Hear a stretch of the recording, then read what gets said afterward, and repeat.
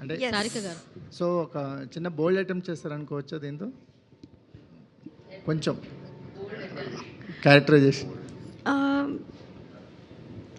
Audience పర్స్పెక్టివ్ని చూస్తుంటే like అలా అనిపించట్లేదు, ఎందుకంటే ఆ క్యారెక్టర్ ఫస్ట్ హాఫ్లో ఒక ఆర్క్ ఉంటుంది, సెకండ్ హాఫ్లో మీరు డిఫరెంట్ చేయటం వల్ల అంటే మీరు ఇప్పటివరకు ప్రీవియస్ 3 మూవీస్తో పోల్చుకుంటే కొంచెం definitely out of the box. Yes definitely ఈ మనీషా క్యారెక్టర్ అయితే definitely out of the box character నాకు. అండ్ కా నుంచి చాలా డిఫరెంట్గా ఉంది, అండ్ నా పర్ఫార్మెన్స్కి కూడా చాలా స్కోప్ ఉంటుంది ఇందులో. సో యా, డెఫినెట్లీ బోల్డ్గా ఉంటుంది కొంచెం అండ్ కాతో కంపేర్ చేసి. నయన్ గారు, ఎస్, సిగరెట్ తాగారు, మందు కొట్టారు, ఎలా అనిపించిందండి? అది రియల్ లేదు, అది రియల్ సిగరెట్ రియల్ మందు లేదు కదా. సో ఎలా అనిపించింది అంటే, మందు అంటే వాటర్ తాగాను, సిగరెట్ అంటే అది హర్బల్ సిగరెట్ చేసి ఇచ్చారు నాకు. సో నాకు అదే చెప్పారు కదా, శ్రీ విష్ణు గారు వాయిస్తోనే వచ్చింది కదా వార్నింగ్.